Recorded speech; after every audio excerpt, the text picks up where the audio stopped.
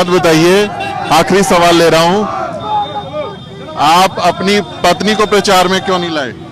देखिए, ये आंदोलन है मेरे लिए समाजी परिवार, और मैं नहीं चाहता कि ये आंदोलन में तमाम तरह के संघर्ष हैं।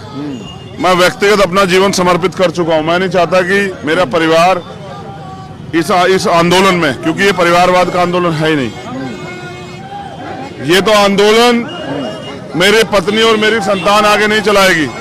जो मेहनत करेगा, संघर्ष करेगा, वो चलाएगा। जिसके अंदर जज्बा, काबिलियत होगी, जो अपने आप को मिटाएगा समाज के लिए, वो चलाएगा। अगर परिवार चलते ना तो बहुत लोग सफल हो जाते। ये तो आंदोलन मान्यवर काशीराम साहब कहाँ चलाए, उनके बाद के जो दूसरे लीडर है, हमारी नेता रही है, वो कहाँ चलाए, तीसरा कोई कहाँ से पैदा हो, कहाँ चलाएगा, ये समय तय करेगा। तो मैं अपने इस लड़ाई को इस परिवार के सहारे लड़ रहा हूँ। मेरा ये बड़ा परिवार है, जिसके लिए मैंने उस परिवार को पीछे छोड़ा हुआ है। मैंने इसी हफ्ते में 1 साल पहले फरवरी के लास्ट वीक में आपसे मुलाकात करते हुए इंटरव्यू किया था। सवाल पूछा था, ब्याह करोगे? तो आप बोले थे करूंगा, बताऊंगा जब करूंगा। बताया नहीं। लोग कह रहे हैं कि छुपाने की क्या बात है इसमें? छिपाने की बात नहीं है। मैं सिर्फ और सिर्फ अपने परिवार को इस राजनीति से दूर रखना चाहता हूँ। मैं नहीं चाहता मेरा परिवार इस राजनीति का शिकार। उनके लिए पास कोई सुरक्षा नहीं है, और मेरे लिए रोज गोलियां तैयार, रोज धमकियां, सब चीज रहती। मैं नहीं चाहता कि मेरा परिवार जो है ना, कहीं इस अन्याय का शिकार हो जाए।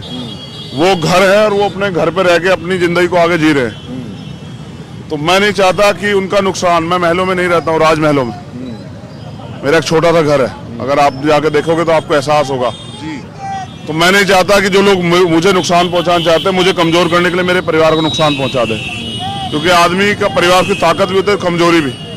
इसलिए मैंने इस समाज को परिवार माना, और मैं तो अपनी माँ से भी कह गया कि मुझे मरा हुआ समझ के काम करना। क्योंकि इस आंदोलन में मैं जहाँ आया हूँ ना, ये सामंत का गढ़, यहाँ कभी भी नुकसान हो सकता है। तो मैं अपनी लड़ाई को अपने इस परिवार के कंधों पर, इनके कंधों के सहारे लड़ रहा हूँ, और यही मेरा परिवार।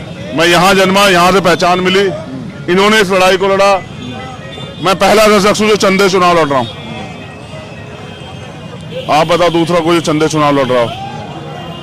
इसलिए लड़ रहा हूं कि और गरीब लोग भी तैयार हों, और वो डरे नहीं, पैसे के तंत्र से ना डरे, वो अपनी लड़ाई लड़ने के लिए मैदान में आए। और जो कहते हैं कि हमारे साथ लोग नहीं, देखना ये सैलाब, ये पैसों पे नहीं आया, ये अपने प्यार से आया, ये मोहब्बत से आया, ये भरोसा करता है चंद्रशेखर पे। इनके लिए चंद्रशेखर है, बड़े बड़े महलों वालों के लिए नहीं है। ये भरोसा पूरे यूपी में दिखाई दे रहा है। क्या आजाद समाज पार्टी जो है, क्या उसका नतीजे रह सकते हैं? कुछ ऐसी जनता तय करेगी, लेकिन आजाद समाज पार्टी ने मेहनत की है, भीम आर्मी ने मेहनत की है, और वो अपनी लड़ाई को लड़ना जानते हो, लड़ रहे हैं। हम तो 5 साल लड़े। आपसे मेरा एक सवाल है, आप ईमानदार पत्रकार हैं, समाज के बुनियाद भी हैं। मैं 2 आंदोलन मुझे आप बताइए, जो ठेकेदार हैं दलित पिछड़ों के, पिछले 5 साल में जितने अन्याय हुए, 2 आंदोलन में सड़क पर उतर के समाज के साथ विश्वास दिखाए हो कि हम आपके पीछे खड़े हैं। मेरा आपसे सवाल, नेशनल लीडरशिप तो उस तरह से नहीं दिखी। 2 अप्रैल जैसा मामला, इतने लोगों की हत्या और इतने लोगों पर झूठे मुकदमे रासुका लगी।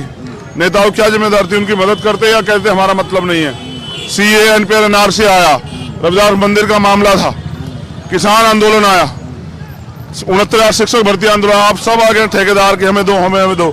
मैं पूछता हूँ, एक नेता इनके गरीबों के साथ खड़ा था क्या? तब चंद्रशेखर आजाद खड़ा था, आज भी चंद्रशेखर खड़ा, आगे भी चंद्रशेखर खड़ा रहेगा। अमीरों को ये मुसीबत होगी कि गरीब का बेटा आगे क्यों बढ़ रहा है।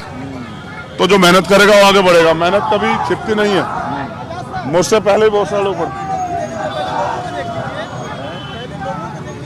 हाँ, मैं ये सही कह रहे हो, मैं बंद कराता हूँ इसे। ठीक है, बस आखिरी सवाल, योगी को कितने वोटों से हराएंगे? एटलीस्ट भविष्यवाणी कर दीजिए। नहीं, मैं भविष्यवाणी भरोसा नहीं रखता, अम्बेडकरवादी हूँ। मैं मेहनत भरोसा रखता हूँ, और मैं मेहनत कर रहा हूँ, और मैं मेहनत के दम पे यहाँ तक आया हूँ।